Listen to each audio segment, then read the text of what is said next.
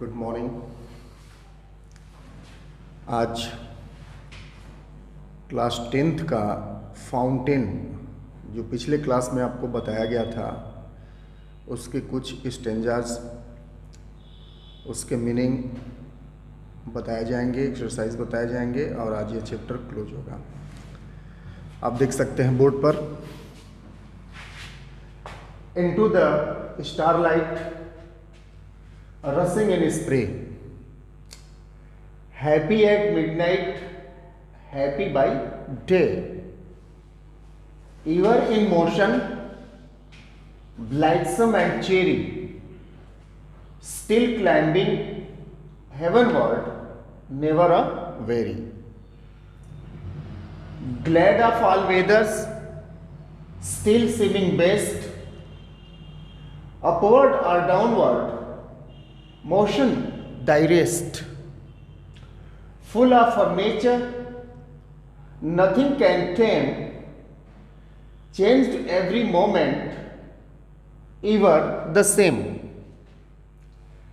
ceaseless aspiring, ceaseless content, darkness or sunshine, thy element, glorious fountain, let my heart be fresh, changeful, constant, upward, like that.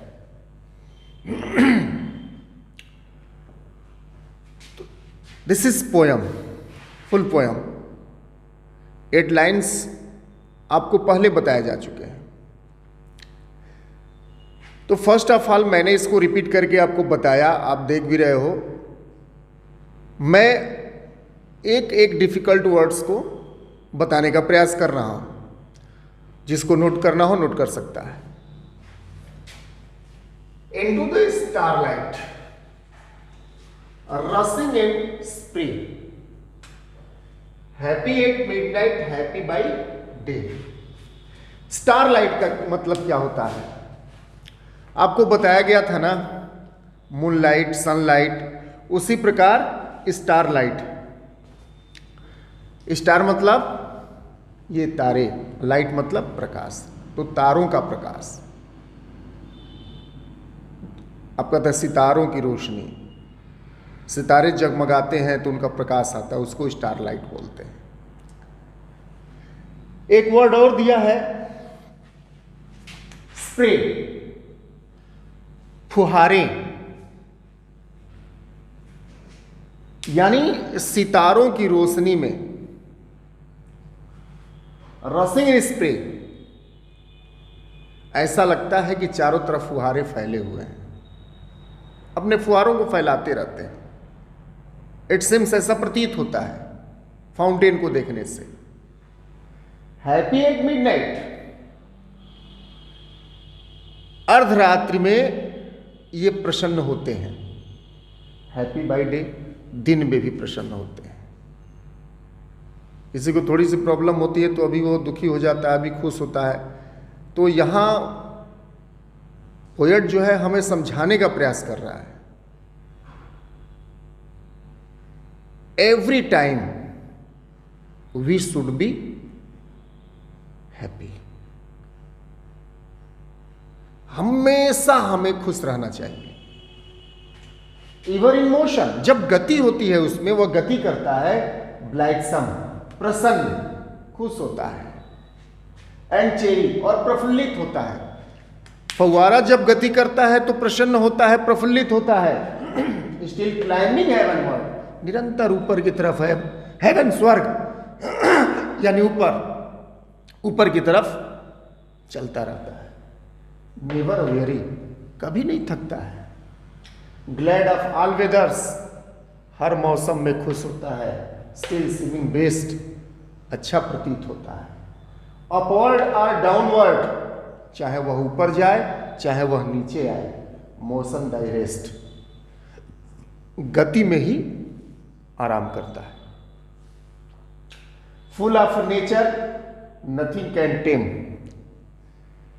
Nature, स्वभाव, प्रकृति। तो full of nature, nature से भरा हुआ है वह। टेम मतलब उसको वश में कर लेना, पालतू बना लेना। कोई उसको वश में नहीं कर सकता है, कोई उसको रोक नहीं सकता है, कोई पालतू नहीं बना सकता है। चेंज ईवर मोमेंट, एवरी मोमेंट, हर पल इसमें परिवर्तन होता है। कभी देखोगे ऊपर जा रहा है, थोड़ा सा नीचे आ रहा है, ऊपर जा रहा है, नीचे आ रहा है, थोड़ा सा हिल डुल रहा है, पीछे के स्टेंजाज में बताया गया है। ईवर द सेम, लेकिन हमेशा एक समान रहता है। सिजलेस एस्पायरिंग, सिजलेस निरंतर, एस्पायरिंग ऊपर उठते जाना, निरंतर ऊपर उठते जाता है। सिजलेस कॉन्टेंट, निरंतर संतुष्ट होता है। डार्कनेस और सनशाइन दाई एलिमेंट, अंधेरा हो या सनशाइन धूप हो यानी उजाला हो, एक समान रहता है, गति करता रहता है, थकता नहीं है, अपने गति में ही आराम करता है, प्रफुल्लित रहता है, प्रसन्न रहता है। नीचे की जो लाइन है उसमें कवि ने एक अपील किया है फाउंटेन से। क्या है? ग्लोरियस फाउंटेन, ऐ शानदार फवारे, ऐ आभायुक्त फवारे, प्रसन्नचित फवारे, लेट माई हार्ट बी, मेरे हृदय को भी कर दो, बना दो फ्रेश, ताजगी से भरा हुआ, चेंजफुल, जिसमें परिवर्तन हो जाए, एक कांस्टेंट स्थिरता आ जाए, अपवर्ड, और यह ऊपर की तरफ उठता रहे, लाइक दी, तुम्हारे तरफ। यानी मेरे हृदय को ऐसा करो, ऐसा बनाओ कि यह तुम्हारी तरफ ऊपर की तरफ उठता रहे। तो this is the first poem. And this first poem the poet James Russell loyal describes nature of a fountain. In the last stanza, he has appealed that he himself wants to be like fountain. इस poem में कवि हमें जगाने का प्रयास कर रहा है और हमें फाउंटेन की तरफ बनाने का प्रयास कर रहा है। इसमें पोयम में पिछले क्लास में जो बताया गया था, तो पहले ही बतला दिया गया कि उत्तर प्रदेश के परीक्षा में या तो 8 लाइन का पोयम आ जाएगा या तो पोयम देगा, फिर सेंट्रल आइडिया तो आना है 3 मार्क्स का। इस पोयम में एक क्वेश्चन जरूर पूछेगा। मैंने पहले ही आपको बताया टाइटल। मैंने कहा था कि जब पोयम, आप कोई भी पोयम पढ़िए, 4 पोयम दिए गए हैं परहैप्स आपके यूपी बोर्ड के बुक में, तो उसमें आप सबसे पहले कंपोजर कौन है, यानी पोयम को लिखा कौन है, कंपोज किसने किया है, उसको देख लीजिए, उसका नाम लर्न होना चाहिए। फिर इसकी मीनिंग्स आनी चाहिए, इसके डिफ़िकल्ट वर्ड्स आने चाहिए। अब जब टाइटल पूछ देगा तो रिम वर्ड्स पूछ देगा। रिमिंग वर्ड्स क्या है, यानी एक तरह से मिलने वाले। जैसे आप देखोगे यहाँ कह दे स्प्रे, यहाँ कह दिया डे,